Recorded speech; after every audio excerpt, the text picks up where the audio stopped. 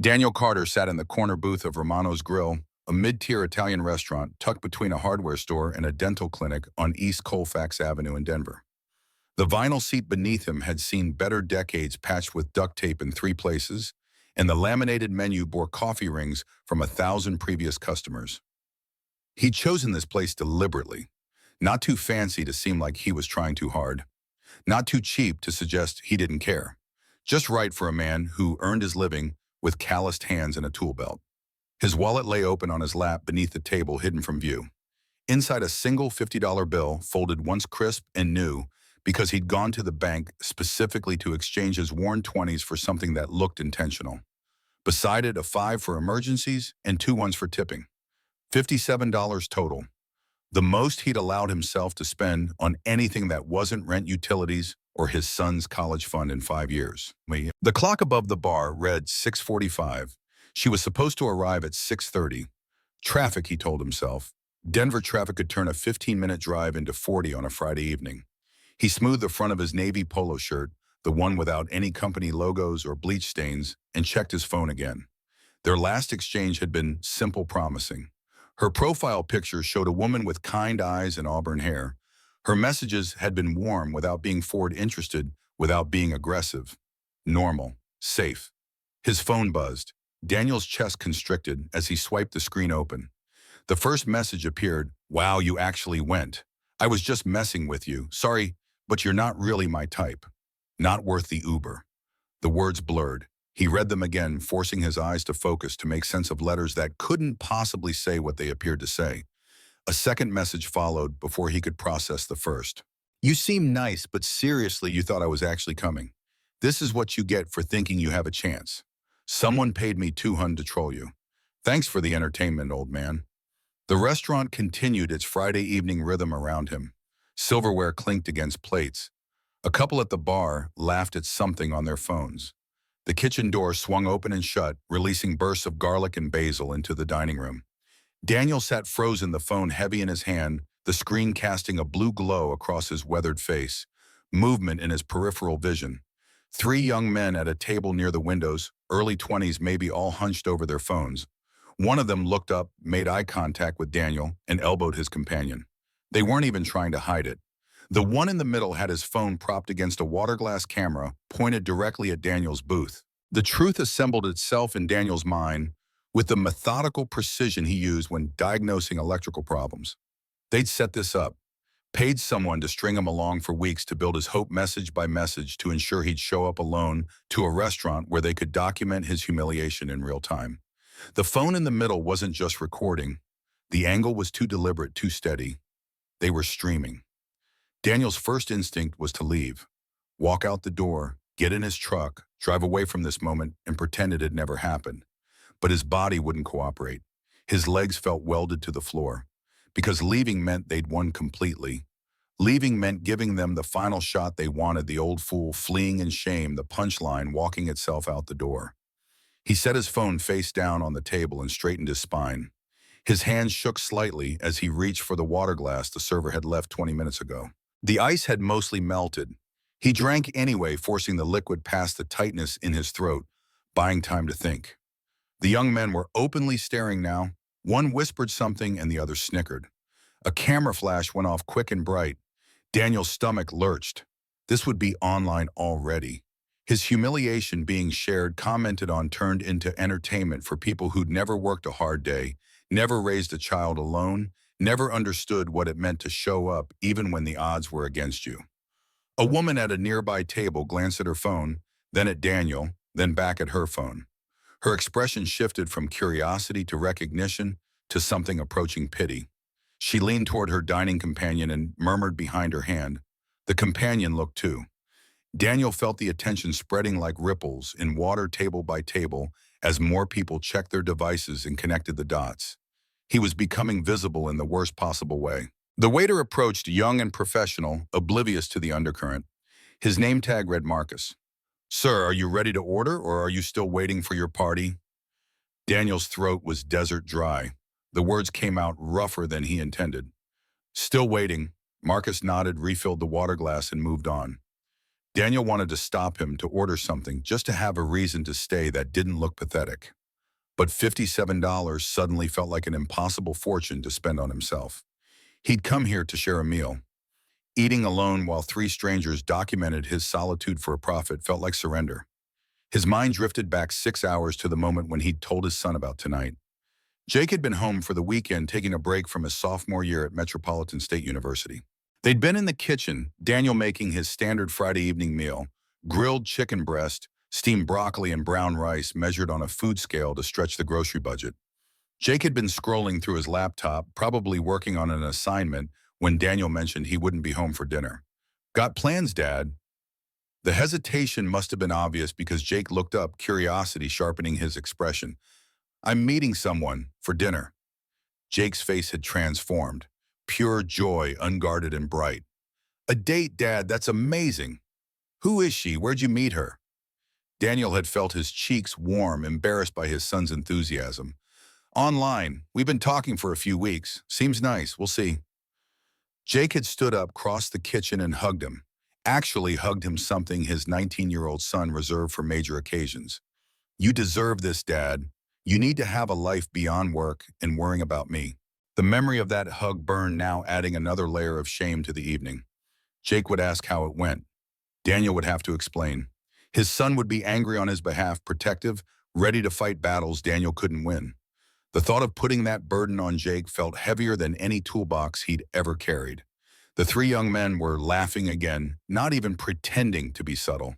One of them made a gesture toward Daniel, a mocking salute, and the others dissolved into fresh laughter. Daniel gripped the edge of the table, knuckles white, fighting the urge to stand up and confront them. But what would that accomplish? More content for their stream? More proof that they'd gotten under his skin.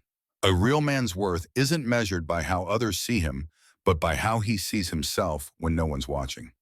The thought arrived unbidden, something his late wife Sarah had told him during their hardest years. She'd been the steady one, the voice of reason when his temper flared hot. She would have known what to do in this moment.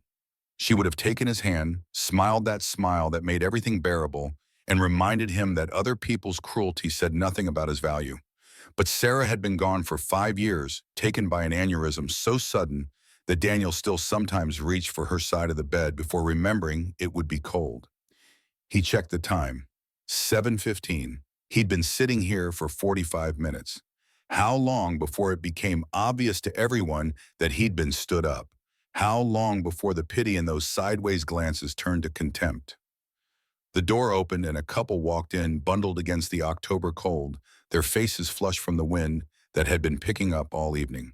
They were younger than Daniel, maybe mid-30s, and they moved with the easy comfort of people who belonged together. The hostess greeted them by name and led them to a table. Regular customers. People with normal Friday evenings with partners who showed up with lives that didn't include being the subject of cruel social experiments. Daniel's phone buzzed again. For a desperate half-second, he hoped it might be an apology, a revelation that this had all been a misunderstanding. Instead, it was Mike. "How's the date going? Remember, be yourself. Women like guys who are genuine." The irony was acid in Daniel's mouth. He typed back quickly, "It's fine, talk later." Lying to Mike felt necessary.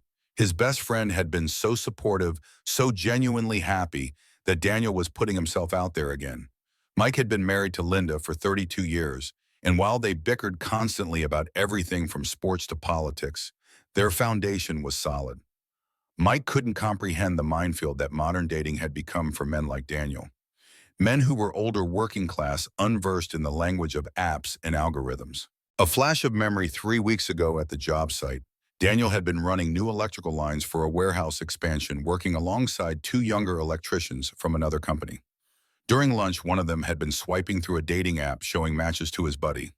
They'd laughed at profiles, made crude jokes about women's photos, discussed their strategies for maximizing hookups. Daniel had listened in uncomfortable silence, recognizing that whatever world they inhabited was foreign to him.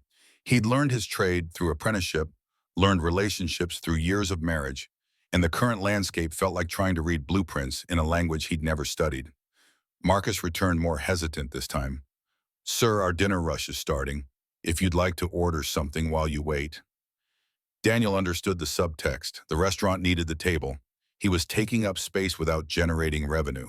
A perfectly reasonable business concern that nonetheless felt like one more small humiliation. I'll just take the check for the water. Oh no, sir, water is complimentary. I just thought you might want. I'm fine, thank you. Marcus retreated and Daniel immediately regretted his sharp tone. The kid was just doing his job. None of this was his fault.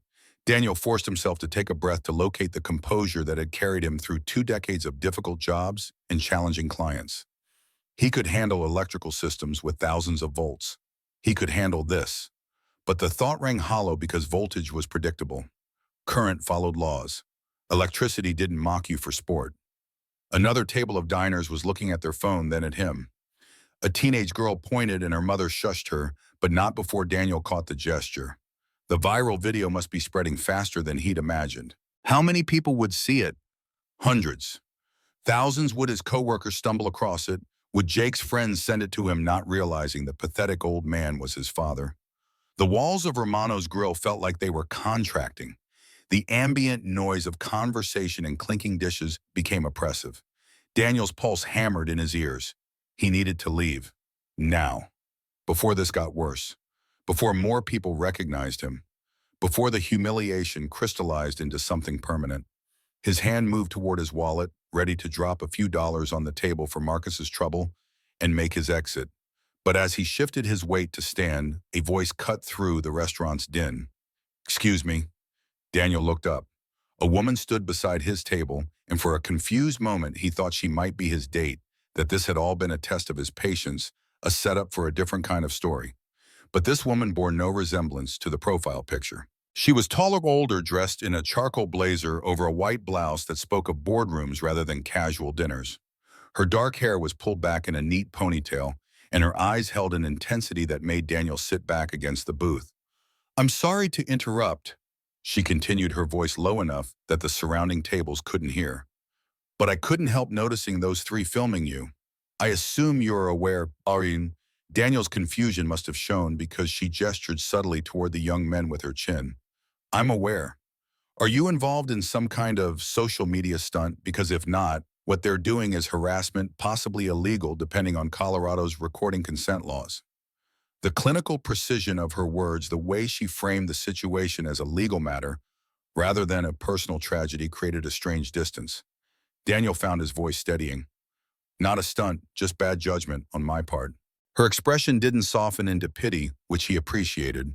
Instead, she nodded once as if confirming a hypothesis. I see. Well, for what it's worth, their behavior reflects on them, not you. Showing up for something takes courage. Exploiting that for entertainment takes only cruelty. She turned to walk away, but something in Daniel's chest lurched. The evenness of her tone, the matter-of-fact delivery that treated him like a person rather than a spectacle, made him want to extend the moment. Do I know you? She paused, looked back, and studied his face. Recognition flickered across her features. Steel Core Industries. 2 months ago, the Denver plant had a voltage regulation issue that was tripping our main breakers. The memory clicked into place. Daniel had been called in by the facility manager, a man named Rodriguez, who'd been at his wit's end after 3 different electrical contractors had failed to diagnose the problem.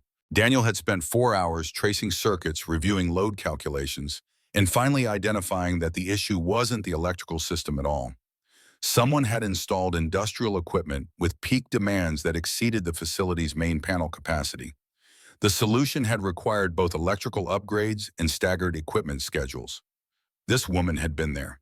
He remembered her now standing in the back of the utility room in expensive shoes that had no business being around industrial equipment, asking questions that demonstrated she understood the technical explanations Rodriguez was giving her. You're the CEO. Victoria Sterling, and you're Daniel Carter, master electrician. You turned down my tip. The memory of that moment returned. She tried to hand him $200 bills cash as thanks for solving a problem that had been costing them thousands daily in lost production. Daniel had refused, explaining that he'd charged his standard rate and didn't take tips for doing his job. She'd looked at him then with the same intensity she was showing now, as if trying to solve a puzzle. I don't take money I didn't earn.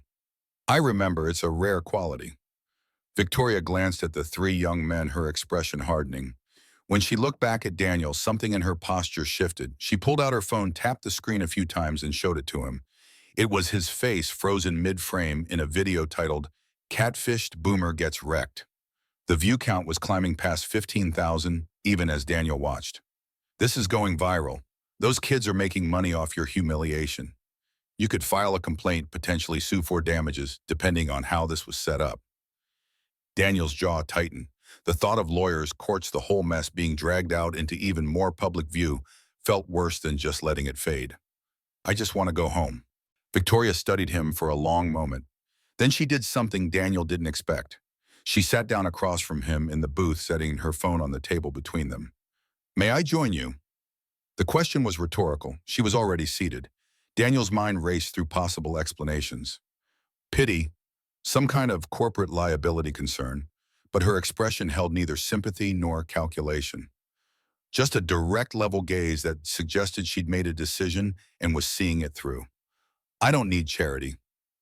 "Good, I'm not offering any. I'm offering dinner. There's a difference." "What difference?" "Charity assumes you need saving. Dinner assumes you're worth getting to know. I'm betting on the latter." Before Daniel could respond, Victoria raised her hand and Marcus appeared almost instantly, notepad ready. "Two of your ribeye specials, medium rare. Caesar salads, no anchovies. And bring us a bottle of your Malbec." She looked at Daniel. "Unless you prefer beer." Daniel's head spun. This was happening too fast, the evening careening from one extreme to another without letting him catch his breath. "I don't drink when I'm driving." "Smart. Make that one glass of Malbec and a ginger ale." She handed Marcus her credit card. "Start a tab. Everything goes on this." Marcus disappeared and Victoria turned her full attention back to Daniel. The three young men were watching now, confused by this development, their camera still recording but capturing a narrative they hadn't planned for. "I have $57, Daniel said, his voice rough. "I can pay for my own meal." "I'm sure you can, but I invited myself to your table. That makes this my treat. Besides, I have a business proposition for you, which makes this a working dinner. Steel Core can expense it." "What kind of business proposition?" "The kind where I need someone who knows the difference between theoretical electrical engineering and practical field application. But we can discuss that after we eat. Right now, I'm more interested in why those three idiots thought humiliating a stranger would be entertaining." Daniel found himself explaining, despite his intention to remain guarded. The dating app, the weeks of conversation, the growing hope that maybe after 5 years alone, he could find something resembling companionship again. The messages tonight, the revelation that he'd been a mark, a target entertainment for an audience of strangers who'd never consider that the person behind the screen had feelings, dignity, a life beyond the frame. Victoria listened without interrupting, her expression neutral but her attention absolute. When he finished, she was quiet for a moment, swirling the wine Marcus had brought.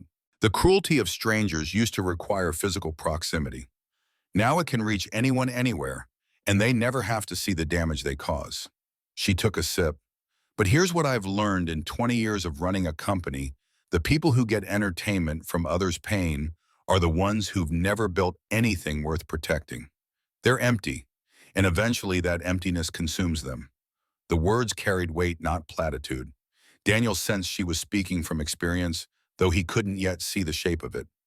"Doesn't change the fact that thousands of people are watching me sit alone in a restaurant right now. Actually, they're watching you have dinner with the CEO of a Fortune 500 manufacturing company. That's a different story. Not the one they wanted, but possibly a better one." The steaks arrived perfectly cooked, accompanied by roasted vegetables and garlic mashed potatoes that sent steam curling toward the ceiling. Daniel's stomach reminded him that he'd skipped lunch, too nervous about tonight to eat.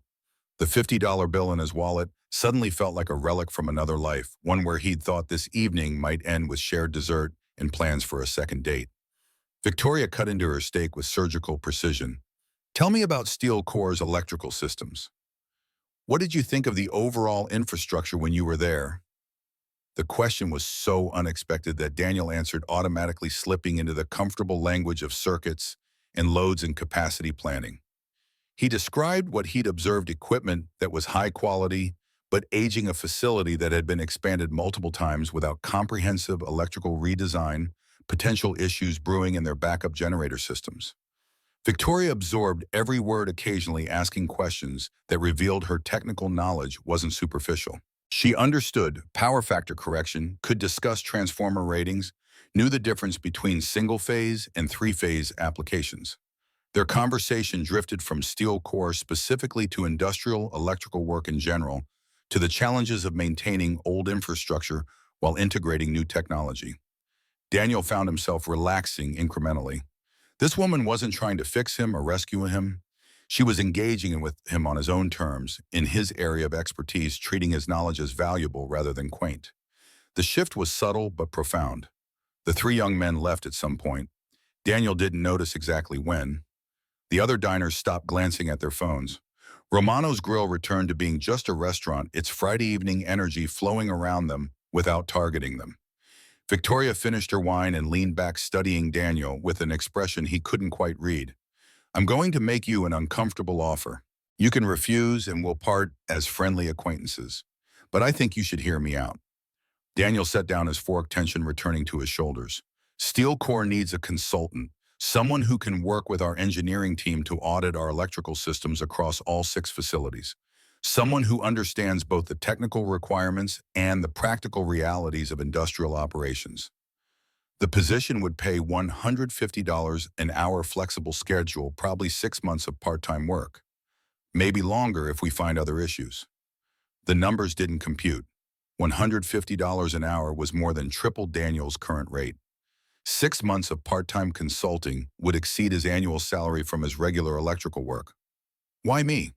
Because when you were at our Denver plant, you didn't just fix the immediate problem. You gave Rodriguez a 20-page report detailing 7 other potential issues you'd noticed, with prioritized recommendations for addressing them. You weren't paid to do that. You did it because it was the right thing to do.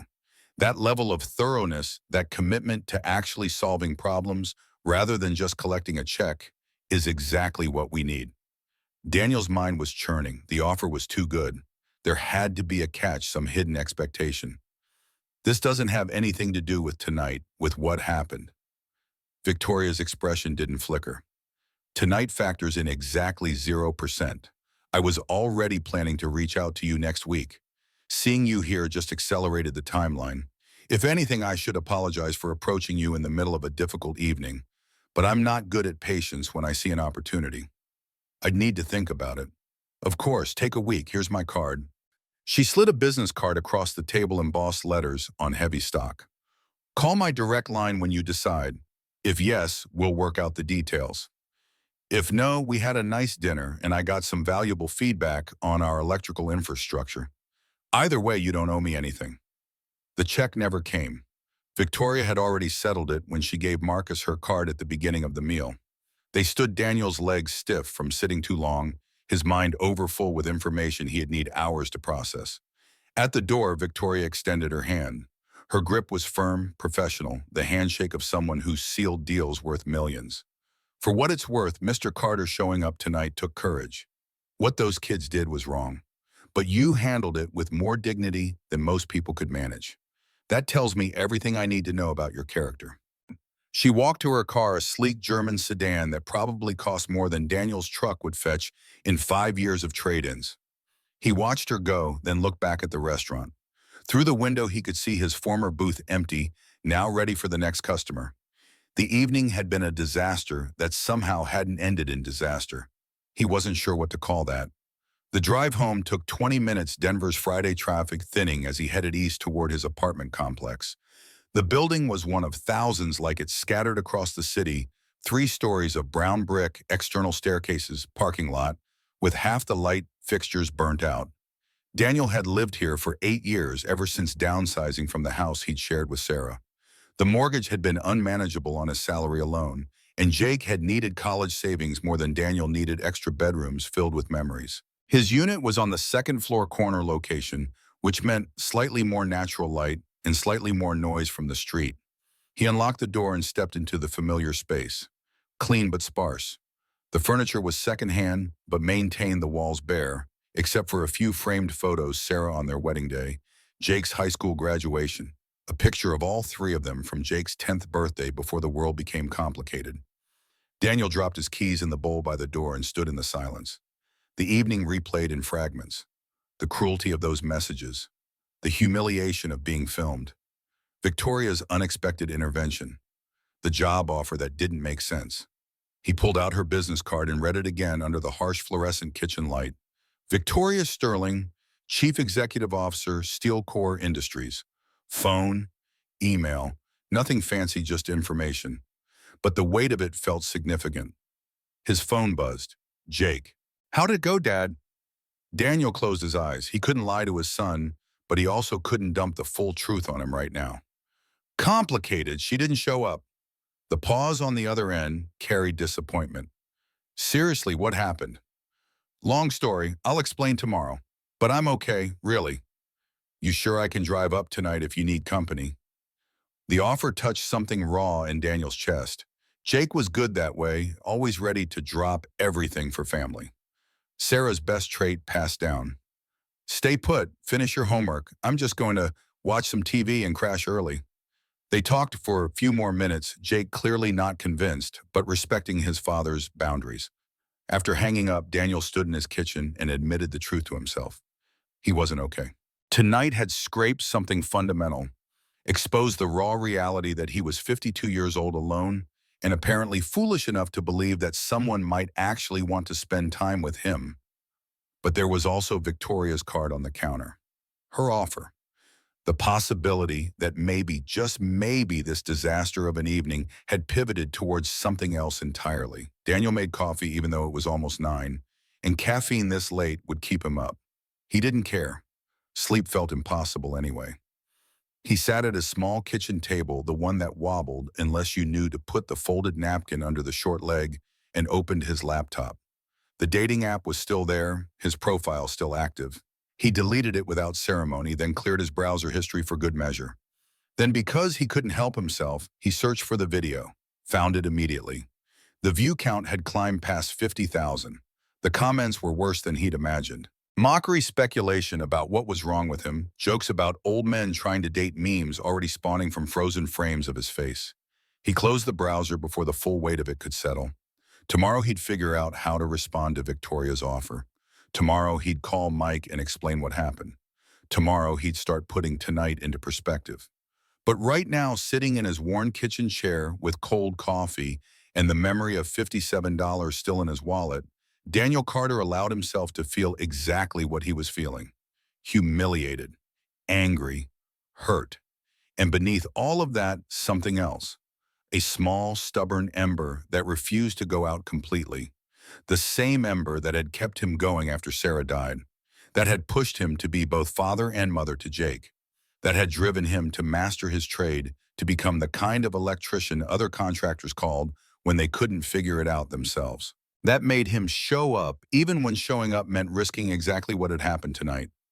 Daniel picked up Victoria's card one more time, read her name, her title, her direct phone number. She'd called tonight courage. He'd called it stupidity. Maybe they were both right. Maybe courage and stupidity looked identical until you knew how the story ended. He set the card on the refrigerator, held in place by a magnet shaped like Colorado. Then he went to bed, leaving his work clothes laid out for tomorrow, his boots by the door, his life arranged in the careful order of a man who'd learned that control over small things helped when big things fell apart. Outside Denver settled into its Friday night at rhythms. Somewhere people were still watching that video, still laughing at a man who dared to hope. And somewhere else, Victoria Sterling was probably reviewing quarterly reports or answering emails the evening's interruption already filed away in whatever mental system she used to organize her world. Daniel closed his eyes and tried to sleep, carrying with him the weight of what had happened and the uncertain promise of what might come next. The alarm pulled Daniel from shallow sleep at 5:30 Saturday morning. His body moved through its routine before his mind fully engaged shower coffee, work clothes from the floor where he'd laid them out. The Saturday shift at the Morrison job site started at 7, and the commute west into the foothills took 40 minutes if traffic cooperated. He was halfway through his second cup when his phone lit up with Mike's name. "You up?" Daniel grunted affirmation. "Linda's making breakfast burritos. Get over here before you head out." The drive to Mike and Linda's house took 12 minutes. They lived in a neighborhood that had been working class 30 years ago, and was now creeping toward gentrification, original residents hanging on while younger families with tech money moved in and renovated. Mike's truck sat in the driveway 20 years old but maintained like a showpiece. Pride in what you owned, even if what you owned was old. Linda met Daniel at the door with a foil-wrapped burrito and coffee in a travel mug. Mike's in the garage. Don't let him keep you too long or you'll be late. The garage smelled of motor oil and sawdust. Mike had converted half of it into a woodworking shop building furniture that he gave away to family because selling it felt too commercial. He was sanding a table leg when Daniel entered, safety glasses perched on his forehead. "So how'd it go?" Daniel unwrapped the burrito buying time. The eggs and chorizo were still hot. She didn't show. Mike set down the sandpaper, his expression shifting from curiosity to concern. What happened? The full story spilled out. The messages, the 3 kids filming, the viral video that Daniel had spent an hour reading comments on last night despite knowing better. Mike's jaw tightened with each detail, his hands curling into fists. "Give me their names. I'll find them." "It's done. It's online. Nothing changes it now." "The hell it doesn't. You file a complaint. Sue them. Make them hurt the way they hurt you." Daniel finished the burrito, crumpled the foil. "And then? What? Spend a year in court, have my face in more videos, more articles about the sad old man who can't take a joke? No, I'm letting it go." Mike's frustration was palpable, the protective instinct of someone who'd known Daniel since they were apprentices together, learning their trades side by side. "You're better than letting this slide." "I'm tired, Mike. I'm 52 years old and tired. Fighting doesn't change anything except make me more tired." The words hung between them, heavier than Daniel intended. Mike pulled off his safety glasses, wiped them on his shirt. "There's more. You've got that look." Daniel retrieved Victoria's business card from his wallet, handed it over. Mike studied it, his eyebrows rising. "Steel Core, the CEO showed up at your disaster date. She was there, recognized me from a job I did, offered me consulting work. $150 an hour." Mike whistled low. "That's real money." "It's too much money. There's got to be a catch. Or maybe you're just that good at what you do and you've been undervaluing yourself for 20 years. The possibility hadn't occurred to Daniel with any seriousness. He knew he was competent, thorough, reliable. Those were table stakes. Everyone in their trade had to be those things to stay employed. But exceptional worth 3 times the going rate, that felt like overreach. "She probably felt sorry for me." Mike's expression hardened. "Listen to yourself. A CEO of a Fortune 500 company doesn't hand out consulting contracts because she feels sorry for someone. She does it because she sees value. The question is why you don't see it." The observation landed with uncomfortable accuracy. Daniel had spent 5 years since Sarah's death operating in survival mode. Keep the lights on. Keep Jake in school. Keep moving forward because stopping meant facing the emptiness. Somewhere in that grind, he'd stopped thinking about what he was worth and started thinking only about what he needed to get bimfe. "What do I tell her, Trey?" You call her Monday morning and you say yes. Then you do the job so well she realizes $150 an hour is a bargain. Daniel left for the Morrison site with Mike's words circling his thoughts. The job was a straightforward residential service upgrade, replacing an old 100-amp panel with a 200-amp system to handle the solar panels and electric vehicle charger the homeowners wanted. He worked alongside 2 other electricians from different companies, the 3 of them coordinating the install with minimal conversation. The physical work was meditative muscle memory taking over while his mind churned elsewhere. By noon, they'd finished roughing in the new panel and conduit runs. Daniel was coiling excess wire when his phone rang. Unknown number. He almost ignored it, but something made him answer. Victoria's voice came through clear and direct. "Mr. Carter, I'm calling to apologize. Last night was inappropriate. I shouldn't have inserted myself into your evening, and I certainly shouldn't have ambushed you with a business proposition while you were processing a difficult situation. If you'd prefer to forget the whole thing, I understand completely." The apology caught Daniel off guard. He'd expected a follow-up about the job, maybe pressure to decide quickly. Not this. "You don't need to apologize. You were kind when you didn't have to be. Kindness and professional boundaries aren't mutually exclusive. I should have waited, sent a formal email through proper channels. Instead, I acted impulsively, which isn't like me." Daniel leaned against his truck, watching traffic move past on the street below. The job offer. Was it real? A pause, brief but noticeable. Completely real. In fact, I've already drafted the consulting agreement. But I'll only send it if you're genuinely interested, not because you feel obligated after last night. I'm interested, but I need to understand what you actually need. Your engineers didn't solve the Denver plant problem. Why would they listen to me? Victoria's response carried an edge that hadn't been there before. They'll listen because I'll make it clear their performance reviews depend on collaboration. But to answer your real question, most of our engineers are brilliant theoretically and useless practically. They can design a system that looks perfect on paper and fails immediately in real-world conditions. You've spent 25 years dealing with real-world conditions. That perspective is worth more than another graduate degree. The bluntness was refreshing. No corporate speak, no padding, the truth. When would this start? Monday if you're available. Denver plant first. 2 days of comprehensive assessment. I want you to look at everything, not just the electrical systems.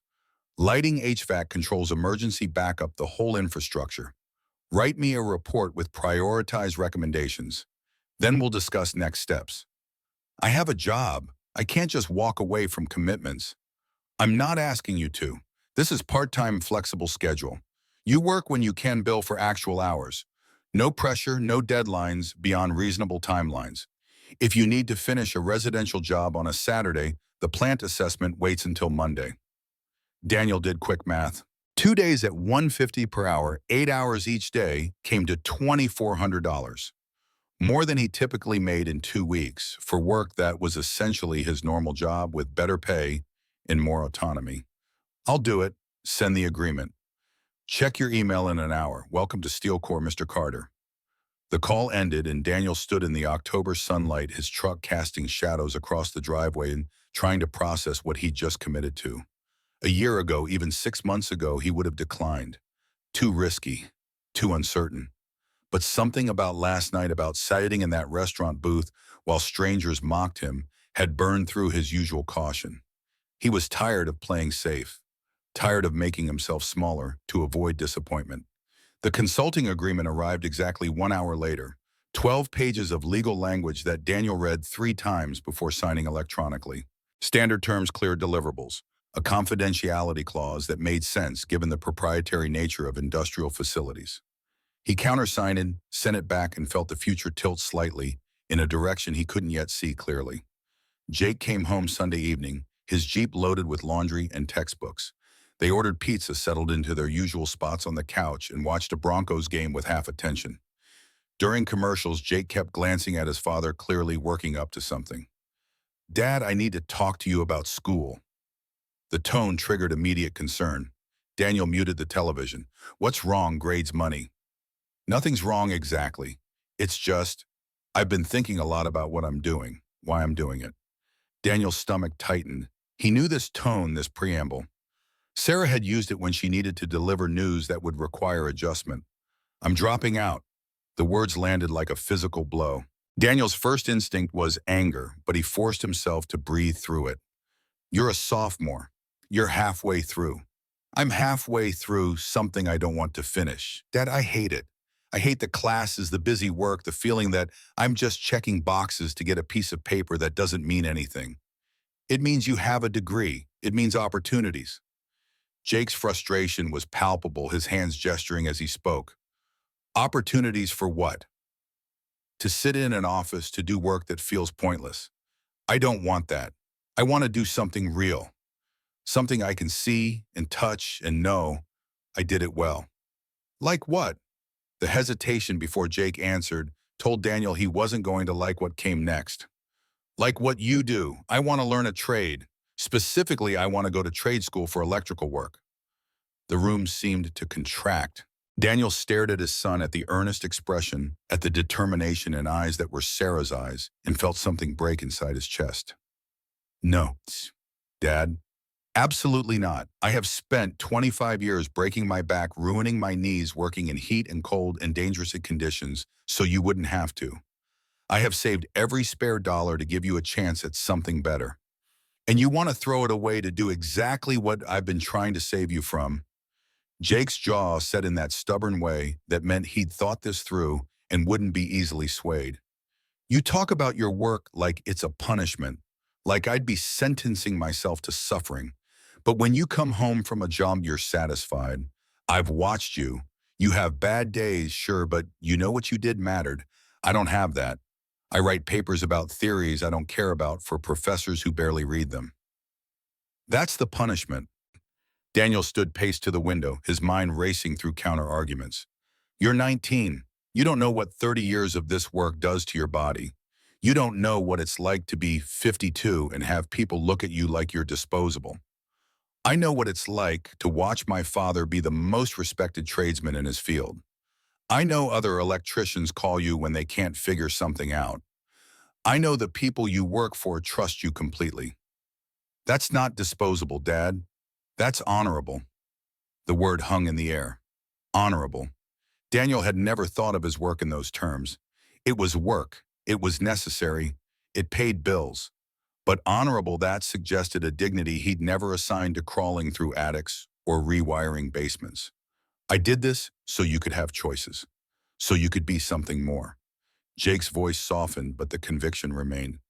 More than what? More than you. You're my hero. Not because of what you earned or where you live, because of how you do your work. The integrity, the skill, the way you solve problems. That's what I want to be. Why is that so hard to accept? Because if your life is valuable, mine should have been too. Because if this work is honorable, I wasted 25 years thinking I wasn't enough. The thoughts formed, but Daniel couldn't voice them. Instead, he turned back to his son. We're not deciding this tonight. You're finishing the semester. Then we'll talk. I've already withdrawn. The deadline was Friday. I'm done, Dad. The betrayal of that sliced deep. Jake had made the decision, acted on it, presented it as fait accompli. Daniel felt control slipping away, felt the careful structure he'd built fracturing. Then you're on your own. You want to make adult decisions, you deal with adult consequences. I'm not paying for trade school. I'm not supporting this. The instant the words left his mouth, Daniel wanted them back. But Jake was already standing grabbing his keys. Fine, I'll figure it out myself. The door slammed. The Jeep started. Daniel stood in his living room, breathing hard, his chest tight with emotions he couldn't name. Pride, fear, anger, something else underneath that felt like grief. His phone rang. Victoria's number. Mr. Carter, I'm sorry to call on a Sunday evening. I wanted to give you a heads up before tomorrow. I'll be at the Denver plant during your assessment. Not to supervise, just to observe. Some of my engineers have expressed skepticism about bringing in outside consultation. I want to make it clear this has my full support. Daniel's mind was still on Jake, still replaying the argument, but he forced himself to focus. Skepticism meaning they don't think I'm qualified. Skepticism meaning they're threatened. You don't have the degrees they have, which makes them uncomfortable when I suggest you might know more than they do. I need you to prove me right tomorrow. Show them what practical expertise looks like. The timing was almost cosmically perverse. His son had just declared he wanted to do exactly what Daniel did while Daniel was walking into a room full of people who thought what he did wasn't good enough. I'll be there at 8. Good. And Mr. Carter, thank you for taking this seriously. I don't hand out consulting contracts lightly. Monday morning, Daniel arrived at the Steel Core Denver facility wearing his newest work clothes, Carhartt pants without stains, a company polo that didn't have any holes, and his good boots. The plant manager, Rodriguez, met him at the front entrance with a visitor badge and a tablet loaded with facility blueprints. CEO's been talking about you since you fixed our voltage issue. The engineers are less enthusiastic. So I heard. Rodriguez walked him through the facility, a sprawling complex of manufacturing equipment, conveyor systems, and industrial machinery that processed raw steel into components for construction and manufacturing. The air smelled of mesh and machine oil, the constant hum of three-phase motors providing background noise. Daniel's eyes automatically cataloged what he saw.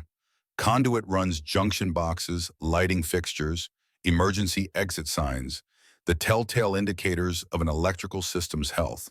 They entered a conference room where 5 people waited. 3 men, 2 women, all younger than Daniel by at least a decade. Their dress was business casual, their posture professional, their expressions ranging from polite to openly skeptical. Victoria sat at the head of the table, her presence commanding without effort. Everyone, this is Daniel Carter. He'll be conducting our electrical infrastructure assessment. Daniel, my engineering team. The introductions were perfunctory. Names Daniel knew he'd forget immediately, titles that meant nothing to him. The youngest, a man named Connor, who couldn't be more than 30, spoke first. With respect, Miss Sterling, we've already done comprehensive assessments. Our last audit was 6 months ago. Everything passed inspection. Victoria's expression didn't change. And yet we've had 3 unplanned shutdowns in 4 months, costing us roughly $700,000 in lost production. So either the assessments missed something or the inspections were inadequate. Mr. Carter is here to tell us which. Daniel felt the weight of their attention shift to him. This was his moment to establish credibility or confirm their doubts. He pulled out his own tablet, opened the facility diagrams Rodriguez had provided, and began walking through what he'd observed in just the 15 minutes from the entrance to this room. Your main distribution panel is 30 years old. Not necessarily a problem, but it's rated for a load that's probably 20% below what you're currently pulling during peak production. I saw evidence of heat discoloration on the bus bars, which means you're regularly exceeding capacity. Connor interrupted. That panel was assessed last year. It meets code. Meeting code is baseline. Code is the minimum standard to avoid getting shut down, not the optimal standard for reliable operation. You're meeting code right now, but you're also losing production because you're operating at the edge of your system's capability. One of the women, an engineer named Patricia, leaned forward. What evidence are you basing this on? Heat discoloration isn't visible without opening the panel. Daniel pulled up photos on his tablet. He'd taken them during his voltage regulation work 2 months ago, documenting everything he'd observed. I documented the main panel during my previous visit. These photos show the bus bar condition. You can see the oxidation patterns, the slight warping on the neutral bar. These are indicators of consistent thermal stress. The room went quiet. Connor looked at the photos, then at Victoria, his expression caught between defensiveness and concern. We should have caught that. You should have looked for it. There's a difference between running a checklist and actually investigating the system. Daniel spent the next 2 hours presenting a preliminary assessment based entirely on what he'd seen from the outside lighting that was inefficient and irregular, suggesting piecemeal upgrades without comprehensive planning. Emergency egress lighting that appeared functional, but likely had battery backup systems that hadn't been tested properly. HVAC controls that seemed to run equipment at full capacity even during low-demand periods. Victoria watched without interrupting, her attention absolute. When Daniel finished, she thanked everyone and dismissed the engineering team. They filed out their body language, a mix of chastened and irritated. Connor lingered at the door.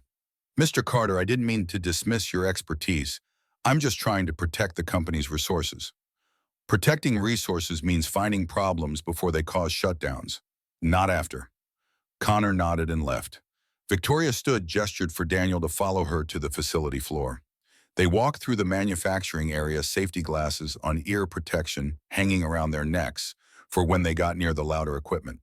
Victoria stopped at a control panel for one of the main conveyor systems. Tell me what you see. Daniel examined the panel, opened the cover with permission from the operator, studied the wiring and connections inside. This system was retrofitted. Someone upgraded the motor but didn't upgrade the control circuits. You're running a 15 horsepower motor on control, wiring size for 10 horsepower. It works, but it's operating at higher temperatures than designed. Eventually the insulation breaks down and you get a failure.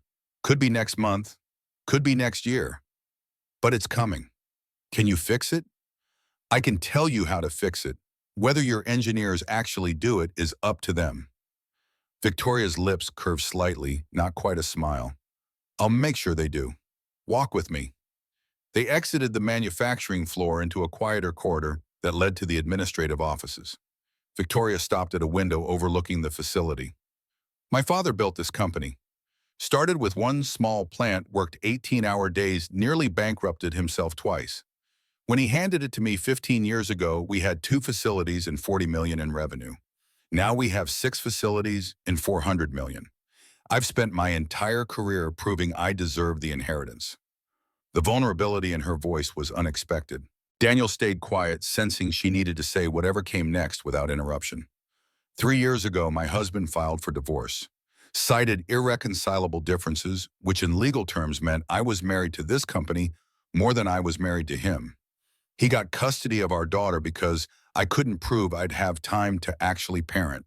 He was right to ask for it. I was working 70 hours a week, traveling constantly, treating my family like a secondary obligation. She turned from the window to face Daniel directly. Sophia is 16 now. She lives in Boulder with her father and his new wife. I see her twice a month if schedules align, which they rarely do. Last week, she sent me an email saying she had a science fair project and asking if I'd come. I looked at my calendar and it was full. I told her I'd try. She wrote back saying not to bother, she was used to it. The pain in Victoria's expression was carefully controlled, but unmistakable. I tell you this because I want you to understand something. I recognize competence because I've had to demonstrate it constantly. I recognize dedication because I've lived it to my own detriment. And I recognize when someone has sacrificed their own advancement for someone they love. Your son's college education, your willingness to live modestly so he could have opportunities, that's obvious from everything I observed Friday night. He wants to quit. The words came out before Daniel could stop them. Victoria's attention sharpened. College. He wants to go to trade school, wants to be an electrician. He told me last night. Actually, he already withdrew, made the decision without telling me. And you're upset because you wanted better for him. I wanted him to have choices, to not be limited by what his body could do or how long his knees would last. Victoria was quiet for a moment, her gaze distant. Dignity isn't in your title. It's in how well you do your work. Your son watched you his whole life. He knows that lesson better than any classroom could teach him. The words settled into Daniel's chest, a weight and a relief simultaneously. He'd spent 25 years thinking his work was what you did when you didn't have better options. Jake saw something else entirely. Maybe both perspectives were true. Maybe the gap between them was where the real answer lived. I told him he was on his own, that I wouldn't support it.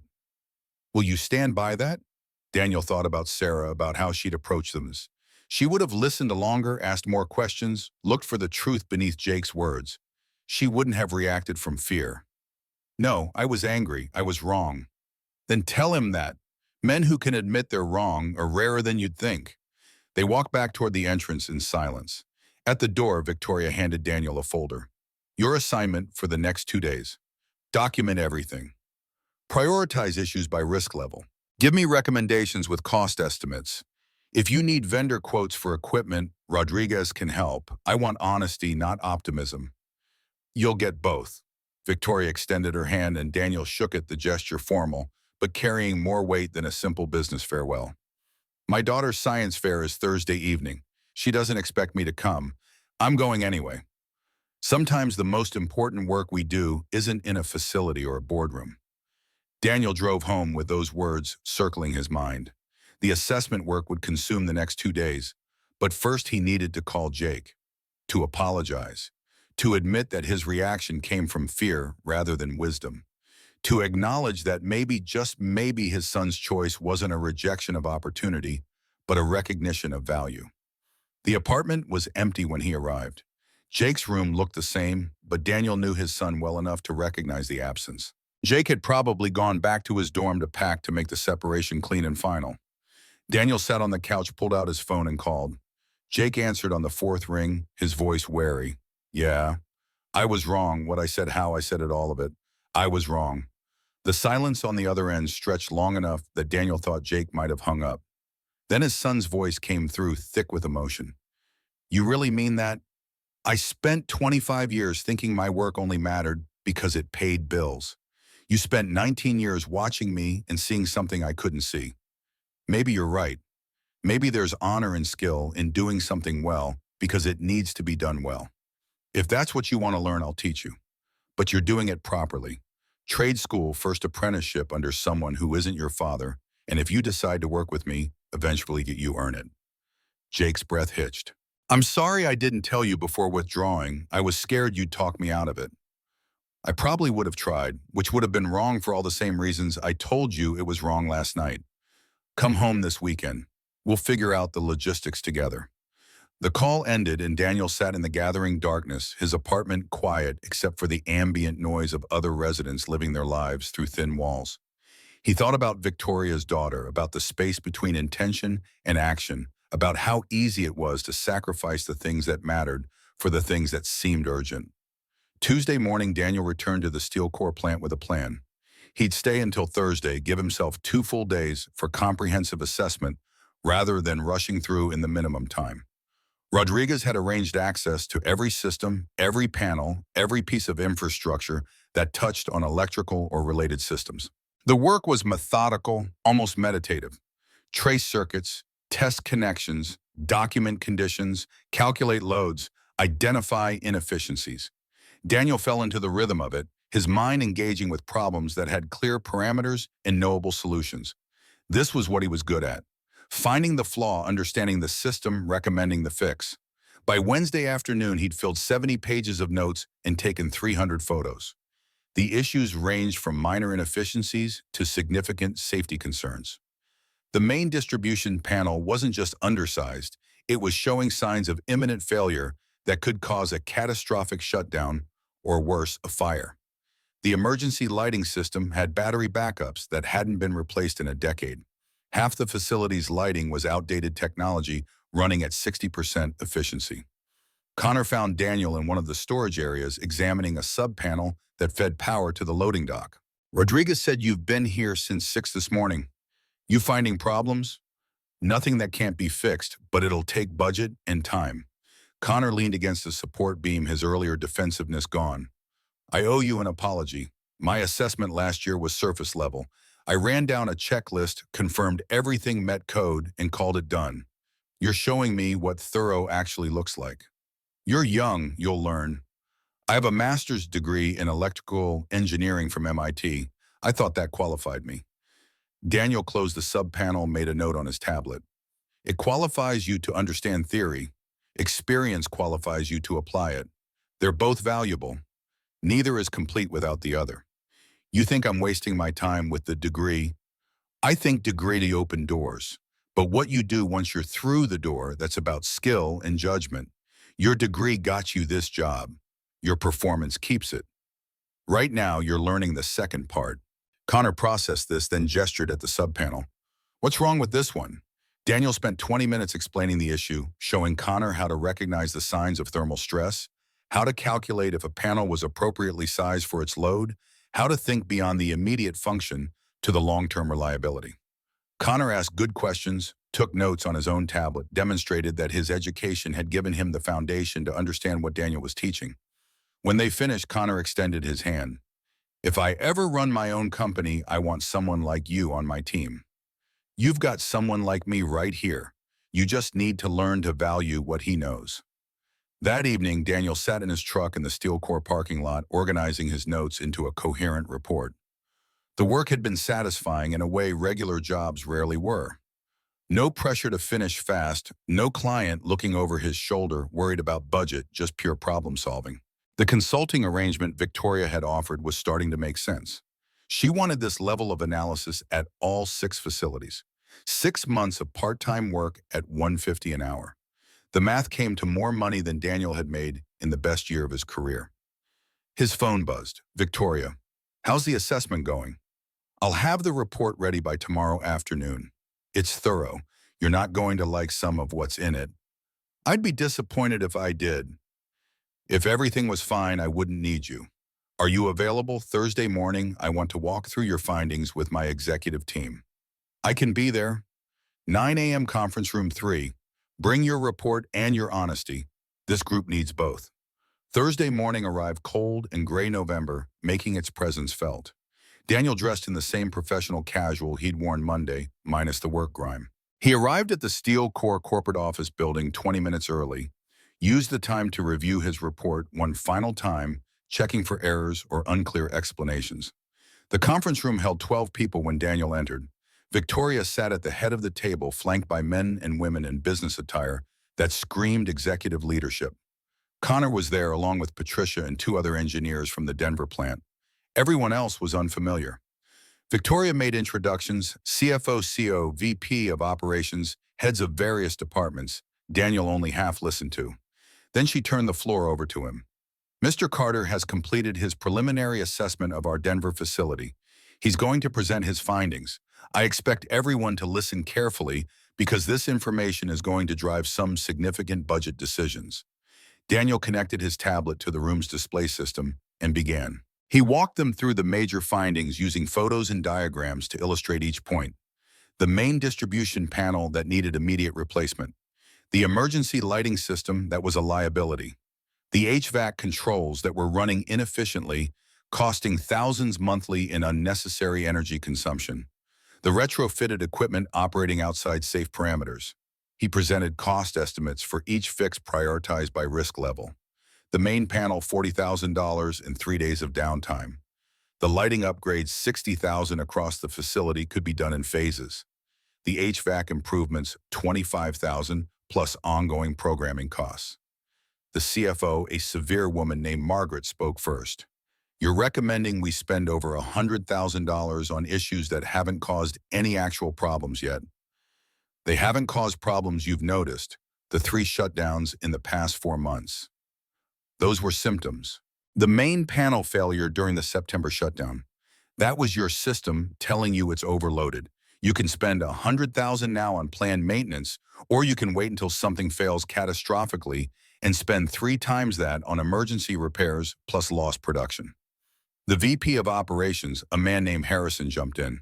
Our insurance would cover catastrophic failure. Your insurance would cover property damage. It won't cover lost production, missed deadlines, or customer relationships damaged by your inability to deliver. And your premiums would increase based on preventable failures. Victoria let the conversation continue, her executives raising objections, while Daniel calmly addressed each one. He'd expected resistance. Money people always resisted spending on prevention because prevention didn't show up on quarterly reports as dramatic improvements. It just kept things from getting worse. Connor spoke up, surprising everyone. Mr. Carter is right. I reviewed his assessment methodology. It's more thorough than anything we've done internally. These aren't theoretical problems. They're real issues that will cause real failures. The only question is when, not if. Patricia nodded agreement. The energy waste alone justifies the HVAC investment. We'd recoup that $25,000 in reduced operating costs within 2 years. The room's energy shifted. Victoria seized the moment. I'm approving the full budget. Margaret, find the money. Harrison, coordinate the work schedule to minimize production impact. Connor, you're the point person on implementation. Mr. Carter will consult throughout the process. Any objections? Silence. The executives exchanged glances, but no one spoke up against the CEO's decision. The meeting adjourned and people filed out, conversations fragmenting into smaller groups. Daniel was packing his tablet when Victoria approached. That went better than I expected. Usually they fight me harder on capital expenditures. You stacked the deck. Having your engineers support my findings took away their main argument. I didn't tell Connor or Patricia to support you. They did that on their own because you convinced them. That's the difference between authority and expertise. I have one. You earned the other. Daniel considered the distinction, recognizing its truth. The science fair is tonight, right? Victoria's expression shifted, vulnerability breaking through her professional veneer. 6 p.m. in Boulder. I blocked my entire afternoon and evening.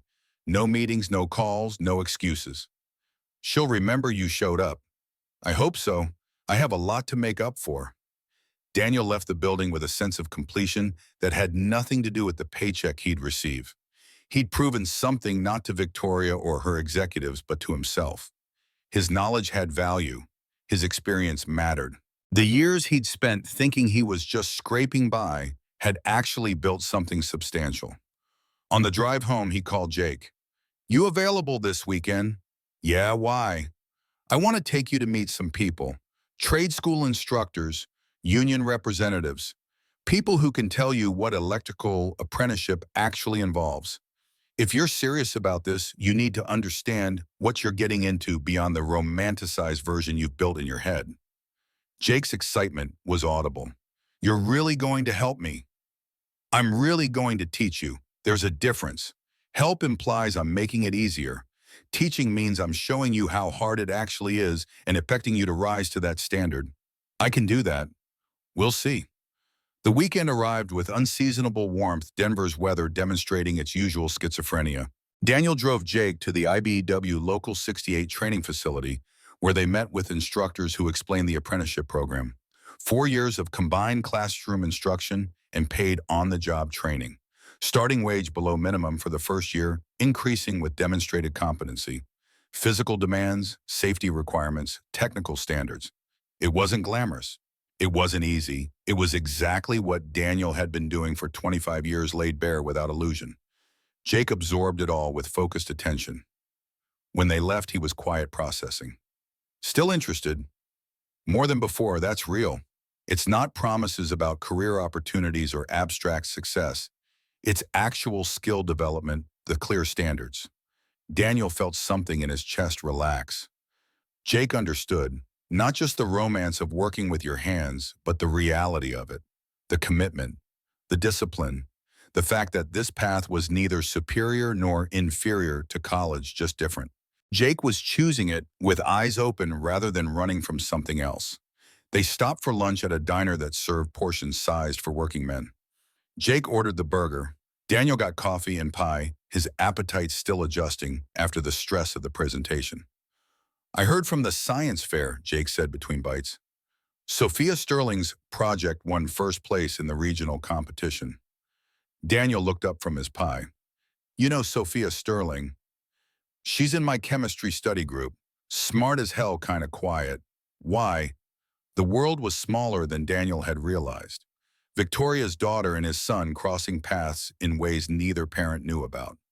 Her mother is my consulting client, the CEO who hired me. Jake's eyebrows rose. No kidding, Sophia said her mom never comes to anything. But she showed up last night, stayed for the whole thing. Sophia was shocked. Daniel smiled, genuinely pleased. Sometimes people surprise you. They finished lunch and drove back to Denver, the conversation drifting through topics both significant and mundane. Jake would return to campus to officially complete his withdrawal paperwork, then move back home while applying to trade schools. The timeline was uncertain, but the direction was clear. Daniel's phone rang as they pulled into the apartment complex parking lot. Victoria. Mr. Carter, I have a proposal, actually more of a request. Would you be willing to expand your consulting to include our other facilities? Same terms, flexible schedule, but comprehensive assessments at all 6 plants. I need someone I can trust to tell me the truth about our infrastructure, and I haven't found that in my current engineering staff. The offer was exactly what Mike had predicted. Daniel had proven his value. Victoria wanted to leverage it across her entire company. That's a lot of work. 6 to 9 months depending on what you find and how quickly we can implement fixes. But it's the best investment I can make in this company's operational reliability. Are you interested? Daniel looked at Jake, at his son, who was choosing a path because he believed in it and realized that belief was worth more than safety, worth more than staying small to avoid risk. I'm interested. Send me the details. The call ended and Jake grinned. You're doing it, actually building something bigger. We'll see where it goes, but Daniel knew. This was momentum. This was the beginning of something that felt less like survival and more like growth. He'd walked into a restaurant 8 days ago with $57 and a fragile hope that had been shattered. He was walking out of this conversation with a consulting contract worth more than he'd made in any single year of his career. Not because someone had rescued him, because someone had seen what he was worth and decided it was worth investing in. The difference mattered more than Daniel had words to express. The expansion to Steel Corps' other facilities came with geography. Daniel spent December traveling between Denver and 4 other cities: Phoenix, Albuquerque, Kansas City, and Tulsa. Each plant presented variations on the same themes: aging infrastructure, incomplete documentation, Band-Aid fixes layered over fundamental problems. He drove rather than flew his truck, accumulating miles while audiobooks filled the hours between cities.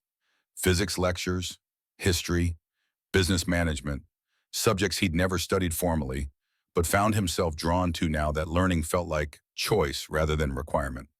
Jake enrolled in the IBEW apprenticeship program starting January. The acceptance came with conditions: maintain technical standards, complete classroom hours, demonstrate proficiency before advancement. No shortcuts, no nepotism. Daniel made clear to the training director that his son would receive no preferential treatment. If anything, hold him to higher standards. Prove that recommendations based on family connections were earned, not gifted. The first month, Jake came home exhausted, his hands blistered from conduit, bending his back sore from crawling through tight spaces. Daniel watched without comment, recognizing the same baptism by discomfort he'd experienced 27 years earlier. You either quit in the first 6 weeks or you develop the calluses, literal and metaphorical, that mark tradesmen. Jake didn't quit. Victoria called Daniel weekly with questions, progress, updates, occasional requests to visit a facility earlier than scheduled because production issues suggested deeper electrical problems. Their conversations evolved from purely transactional to something else. She asked about Jake's training. He asked about Sophia's academics. Professional boundaries blurred without deliberate intent, the way ice melts gradually under sustained warmth. Mid-January, Daniel finished his assessment of the Phoenix facility. The plant manager, a weathered man named Torres who'd worked there 30 years, walked Daniel to his truck. "Sterling's asked about you 3 times this week, checking your progress, wanting updates. In 20 years, I've never seen her micromanage consultant work like this." Daniel loaded his toolbox into the truck bed, buying time to formulate a response that wouldn't reveal the subtle shift happening between them. "Maybe she's just concerned about the budget." Torres laughed, a rough sound full of knowing. "Son, I've been married 42 years. I know what concern looks like, and I know what interest looks like. That woman is interested. Question is whether you're smart enough to notice." The observation lodged in Daniel's mind during the 7-hour drive back to Denver. Was Victoria interested? Their interactions remained professional, bounded by the consultant-client relationship. But there were moments. The way she listened when he talked, fully present, rather than divided between him and her phone. The questions she asked about his life, demonstrating retention of details he'd mentioned weeks earlier. The fact that she'd carved out time to attend Sophia's science fair despite the professional cost. Daniel caught himself thinking about her in ways that had nothing to do with electrical systems. The sharp intelligence behind her eyes. The rare moments when her corporate armor cracked to reveal vulnerability. The way she held herself accountable for past failures without wallowing in guilt. These were not thoughts a consultant should have about a client. These were thoughts that led to complications. He called Mike from the road, needing to voice the confusion to someone who'd known him long enough to cut through nonsense. "So you're catching feelings for a CEO." "I didn't say that." "You didn't have to. I can hear it in how you're not saying it. What's holding you back?" Daniel watched highway miles unspool through his windshield, the question requiring honesty he wasn't sure he possessed. "She's successful, wealthy, operates in a world I don't understand. What would someone like her want with someone like me?" Mike's sigh carried through the phone's speaker. "You're doing it again. That thing where you decide you're not enough before anyone else gets a chance to make that determination. Maybe she sees value you can't see because you're too close to it. Maybe she's tired of men who measure worth in salary and stock options. Maybe she just likes you for who you are." Novel concept, I know. The possibility felt too fragile to examine directly. Daniel changed the subject, asked about Mike's latest woodworking project, let the conversation drift to safer territory. February brought Denver's heaviest snowfall in a decade. Daniel was scheduled to visit the Kansas City facility, but found himself stranded, I-70 closed due to whiteout conditions. He called Victoria to explain the delay. "Where are you right now?" "Coffee shop in Lyman, waiting for the roads to clear." "That could be hours. Come back to Denver. We'll push Kansas City to next week."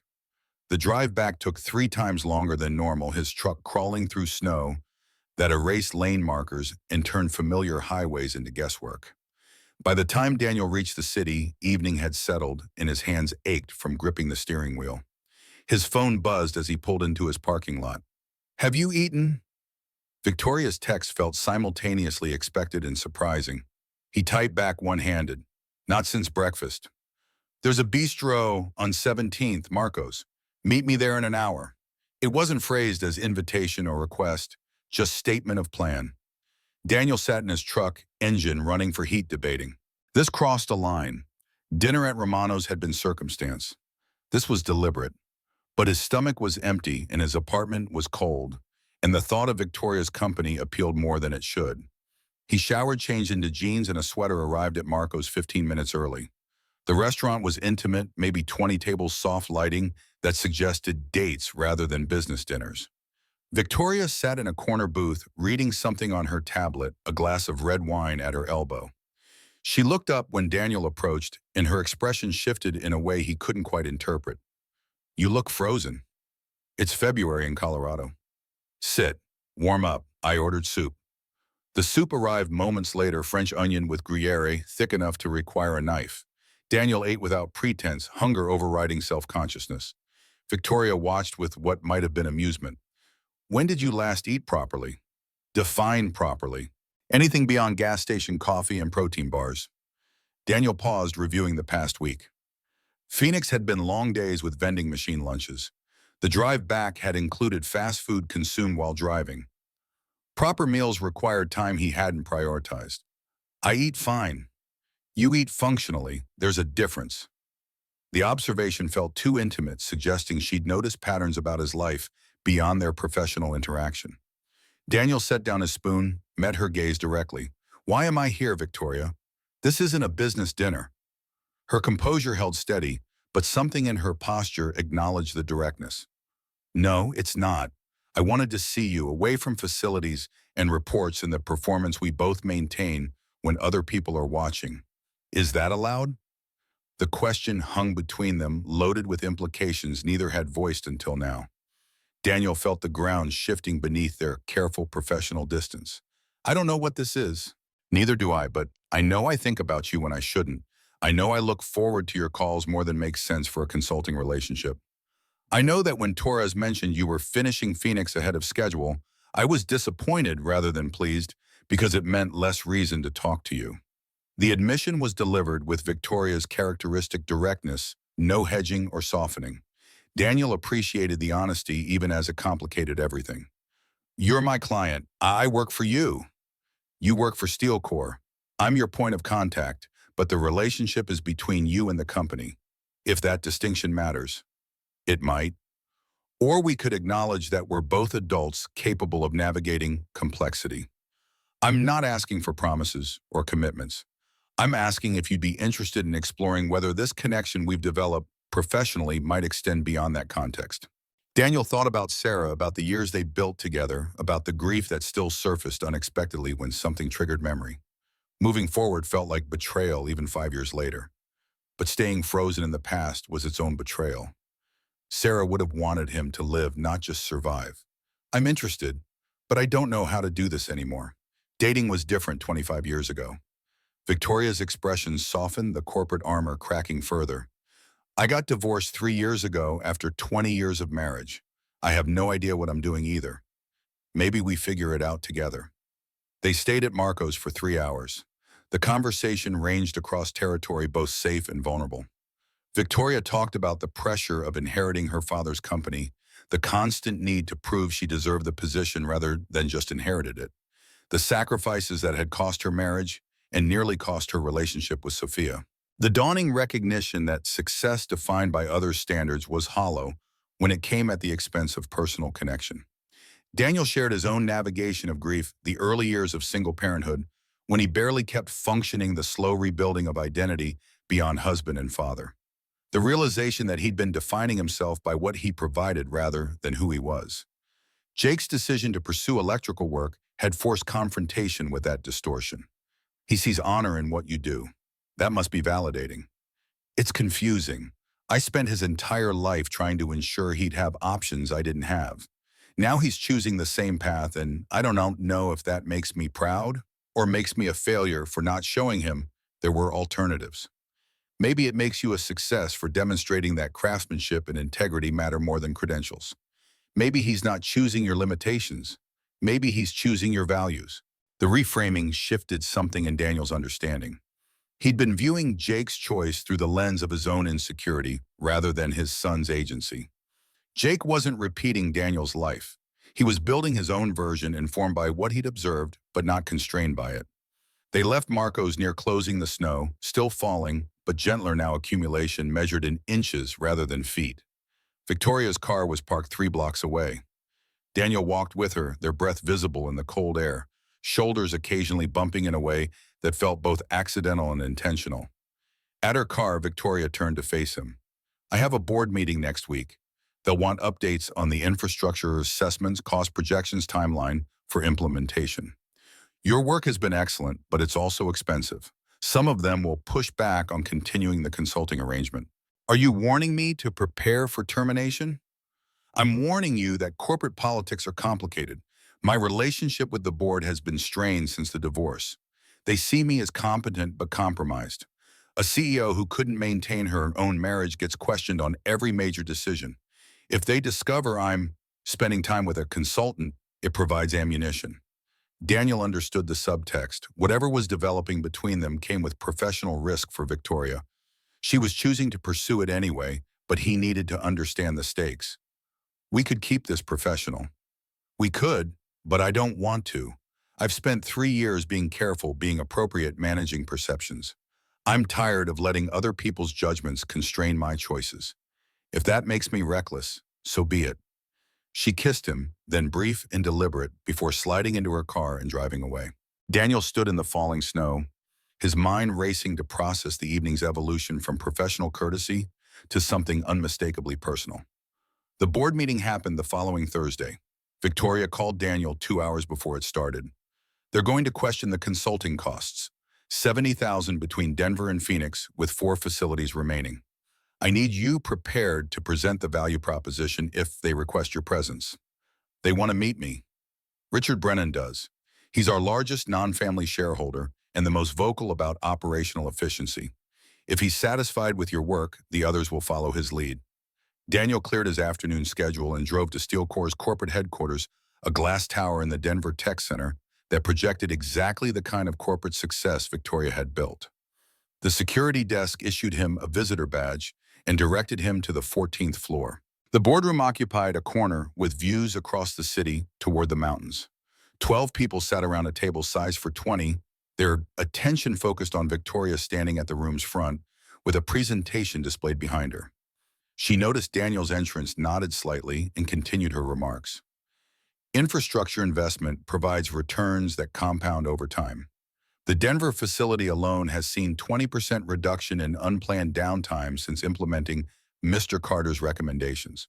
Phoenix is tracking similar improvements. The cost of these assessments and repairs is significant upfront, but the prevention of catastrophic failures justifies the expenditure. A man in his 60s, silver-haired and commanding, spoke without raising his hand. Ms. Sterling, no one questions the value of infrastructure maintenance. What we question is whether external consulting at premium rates is necessary when we employ an engineering staff specifically tasked with these responsibilities. Victoria's expression remained neutral, but Daniel sensed the tension beneath her composure. Our engineering staff excels at design and implementation. They're less effective at forensic assessment. Mr. Carter brings 25 years of field experience that complements rather than replaces our internal capabilities. At $150 per hour, which is less than we'd pay for any other master-level electrical consultant with comparable experience. I've checked market rates. He's actually undercharging. Brennan leaned forward, his attention shifting to Daniel. Mr. Carter, walk us through your methodology. How do you assess a facility? Daniel had prepared for technical questions, but not for this. He moved to the front of the room and accepting the implicit invitation to present himself for evaluation. 12 pairs of eyes tracked his movement. I start by reviewing existing documentation to understand what should be present. Then I walk every square foot of the facility, looking for discrepancies between documentation and reality. Industrial plants evolve over time. Equipment gets added, systems get modified, quick fixes become permanent. These changes often don't get properly documented. The gap between what's on paper and what exists is where problems hide. Couldn't our engineers do this? They could, but they're optimized for forward-looking work, design, implementation, innovation. I'm optimized for diagnosis. It's a different skill set. Both matter. Brennan studied Daniel with the calculating attention of someone accustomed to identifying weakness and exploiting it. You're 52 years old with no formal engineering degree. What makes you qualified to audit facilities designed by MIT graduates? The question was designed to provoke defensive response. Davey. Daniel recognized the technique and refused the bait. My qualification is 25 years of fixing what MIT graduates designed incorrectly. Theory is beautiful. Reality is messy. I understand mess. A woman 3 seats down from Brennan smiled slightly. Victoria remained expressionless, but Daniel sensed her approval. You found problems at 2 facilities. Should we assume problems at the remaining 4? You should assume every facility has problems. Buildings age, systems degrade. The question isn't whether issues exist. It's whether you find them proactively or wait until they find you. Brennan's expression didn't change, but he leaned back in his chair, the aggressive posture easing slightly. What's your assessment timeline for the remaining facilities? 3 weeks each. Kansas City, Tulsa, Albuquerque, and Sacramento. 12 weeks total if I'm working without interruption. And your total projected cost for all 6 facilities, Daniel had run these numbers repeatedly knowing they'd be questioned, including implementation of recommended repairs, approximately $400,000. The assessments themselves are roughly $120,000. The repairs are the majority cost. The room went quiet. $400,000 was substantial, but not catastrophic for a company steel core's size. Brennan looked at Victoria. That's within operational budget variance. I don't see justification for board-level scrutiny. If the Denver and Phoenix results hold across other facilities, this is good value. The meeting continued for another 40 minutes, but the crucial question had been answered. Daniel was dismissed with thanks, told to continue his work. Victoria followed him out, her heels clicking against marble floors until they reached the elevator bank. That went better than expected. Brennan seemed satisfied. Brennan is never satisfied, but he respects competence and directness. You provided both. The elevator arrived and they stepped inside alone in the mirrored space. Victoria pressed the button for the ground floor, then turned to face Daniel. There's a fundraiser Saturday night. Children's Hospital Gala. I have a table that's half empty because most of my regular attendees found excuses to decline. Would you consider filling one of those seats? The request was both professional courtesy and something more. Daniel recognized the multiple layers of opportunity to demonstrate he could navigate her world test of whether he was comfortable in contexts far removed from job sites and tool belts, statement that Victoria was willing to be seen publicly with him in her professional sphere. I don't own formal wear. Men's Warehouse on Colorado Boulevard. Tell them you need a tux for Sterling Industries.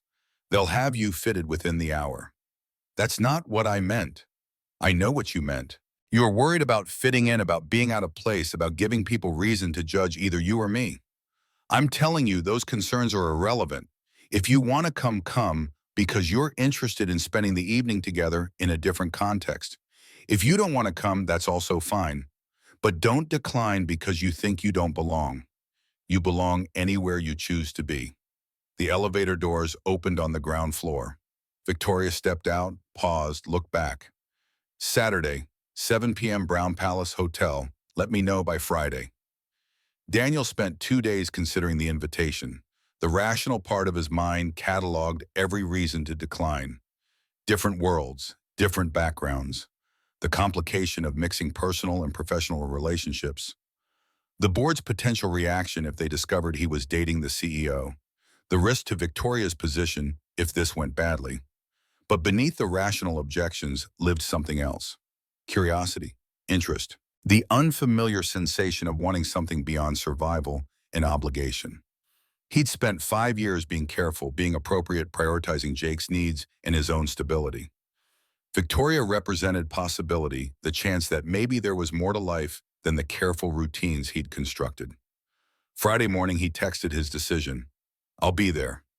Men's Warehouse had his measurements within 15 minutes, promised the tux would be ready Saturday afternoon. Daniel tried on the jacket, saw himself in the 3-way mirror, and barely recognized the figure looking back. The last time he'd worn formal wear was his wedding. This felt simultaneously like honoring that memory and betraying it. Jake found him Saturday evening struggling with a bow tie in their apartment's cramped bathroom. You look uncomfortable. I am uncomfortable. Then why are you going? Daniel met his son's eyes in the mirror, finding words for something he'd barely articulated to himself. Because I've been comfortable for 5 years. Comfortable is safe, but comfortable is also stuck. Victoria makes me want to try something that isn't safe. Jake grinned, reached over and fixed the bow tie with surprising dexterity. Sophia taught me that last month. She needed a date for her winter formal, and her father refused to help. I drove up to Boulder, tied the bow tie for her boyfriend, and gave him the standard dad speech about respecting daughters. Figured someone should. The casual mention of the connection between their families felt both cosmic coincidence and inevitable. Daniel and Victoria had been circling toward this for months. Their children had already bridged the gap. How is Sophia? Smart, driven, really close with her dad and stepmother, but she mentions missing her mom more than she probably should. I think she's worried about Victoria being alone. Victoria has her company. Companies don't care if you're lonely, Dad. People do. The Brown Palace Hotel occupied a full city block downtown, its architecture Victorian-era opulent, transported to Colorado and sustained through careful maintenance. Daniel walked through the lobby, following signs toward the ballroom where the gala was being held, his discomfort increasing with each step. Crystal chandeliers, marble columns, people in evening wear that cost more than his truck's monthly payment. Victoria stood near the entrance wearing a floor-length dress in deep blue that transformed her from corporate executive to something ethereal. She saw Daniel and her expression shifted, professional mask dissolving into genuine warmth. You clean up well. I feel like an imposter. Everyone here feels like an imposter. They're just better at pretending otherwise. Come meet my table. The evening unfolded in waves. Cocktails and forced conversation with people Daniel had nothing in common with beyond geography. Dinner featuring courses he couldn't name and portions that wouldn't satisfy a working man's appetite. Speeches about the hospital's mission and the importance of community support. Throughout it all, Victoria remained present, but not possessive, introducing Daniel as her consultant and letting others draw their own conclusions. Richard Brennan approached during dessert, his wife at his elbow. Mr. Carter, I didn't expect to see you here. Ms. Sterling invited me.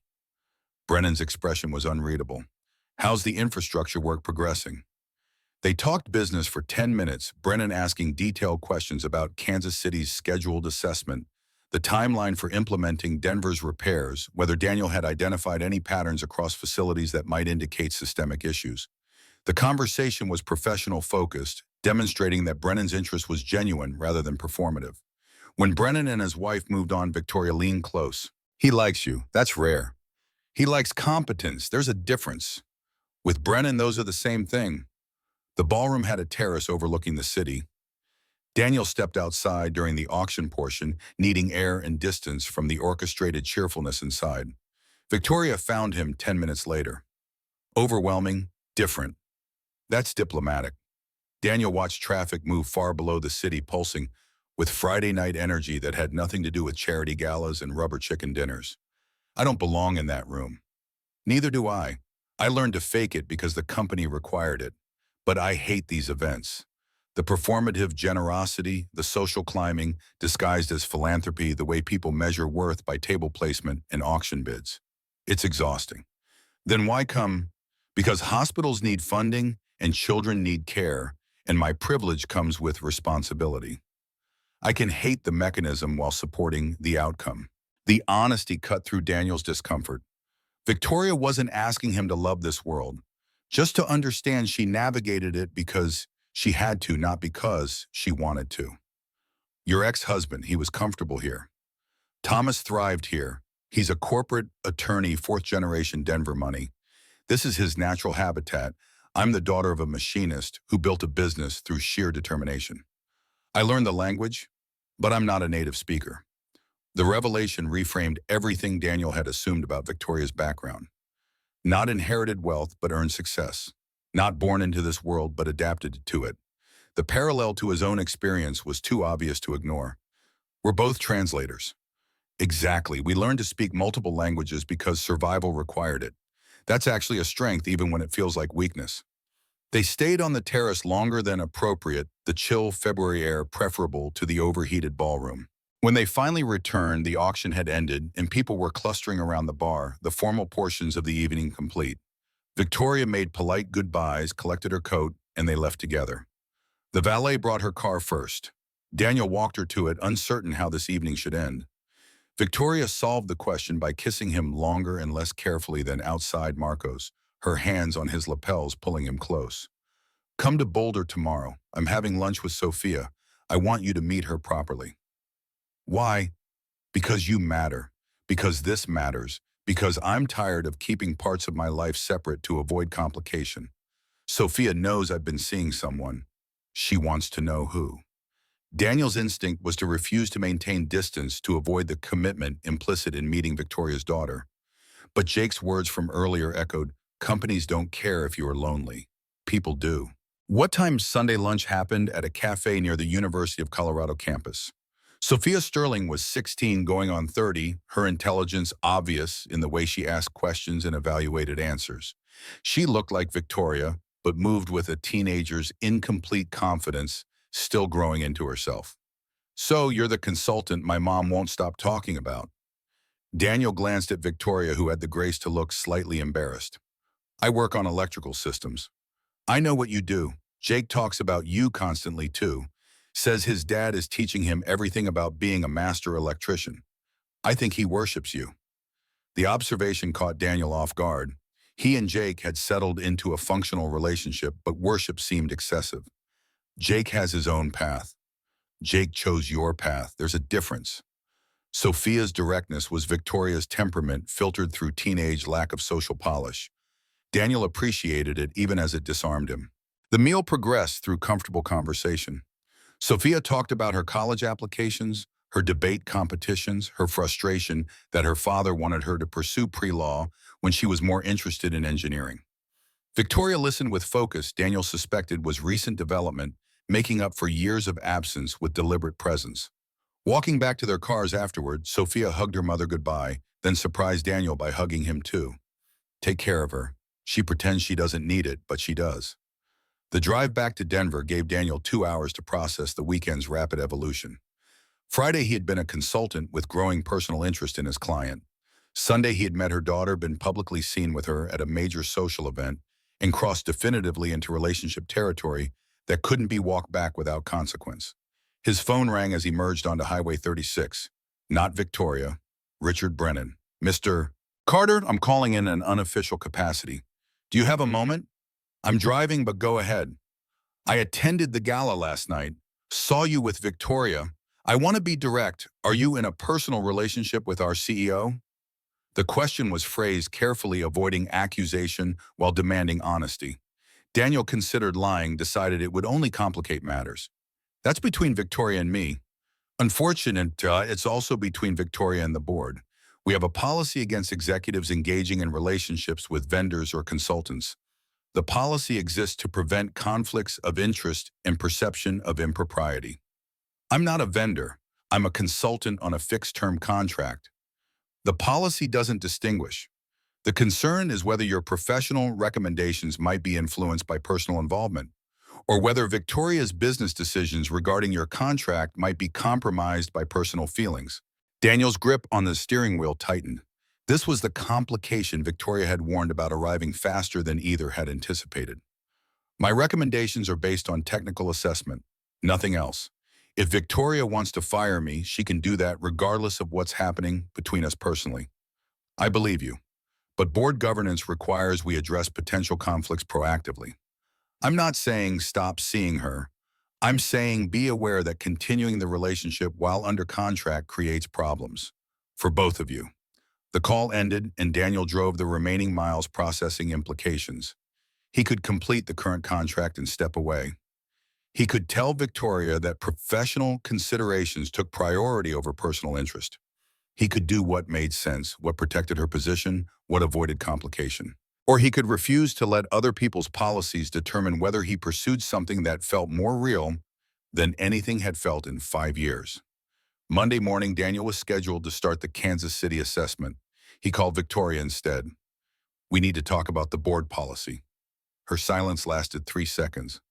Brennan called you. He wanted me aware of the conflict of interest concerns.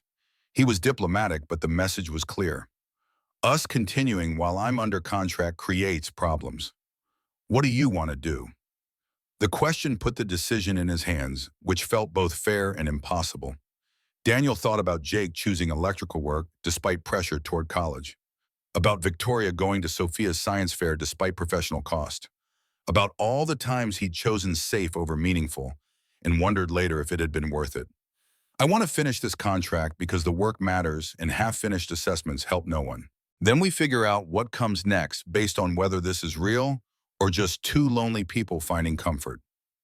Victoria's exhale was audible. That's fair.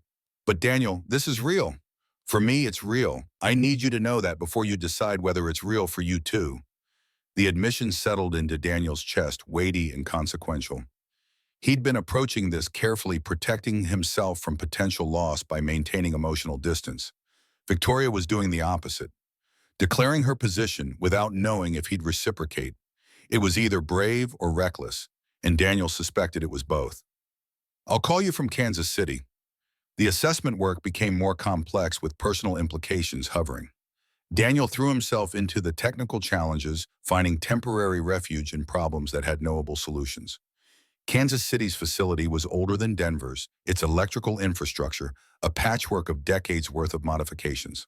He documented everything, filled pages with notes and recommendations, operated with the thoroughness that had made him Victoria's first choice for this work.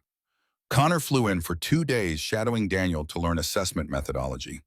They worked side by side, Daniel teaching the same way he'd been taught through demonstration and explanation and insistence on precision. Connor proved capable, his MIT education providing framework that Daniel's practical knowledge filled in. You could train engineers to do this work. I could, but companies don't value training the way they value credentials. They'd rather hire someone with an advanced degree than develop someone with field experience. That's short-sighted. That's corporate culture. Credentials are quantifiable. Competence isn't. Connor was quiet for a moment, then spoke carefully. The board's worried about you and Victoria. Word traveled fast in corporate bush environments. Daniel shouldn't have been surprised. Your opinion on that? My opinion is Victoria has been alone since her divorce and works too much because she doesn't have anything else. If you make her happy and don't compromise her professional judgment, the board's concerns are bullshit disguised as policy. And if I do compromise her judgment, then I'll be the first to tell you you're a problem. But I've watched how she talks about you, how her face changes when your name comes up. This isn't infatuation. This is someone finding something that matters, that's worth protecting. The conversation stayed with Daniel through the rest of Kansas City, through Tulsa's 2-week assessment, through the mounting evidence that every steel core facility had infrastructure issues ranging from minor to severe.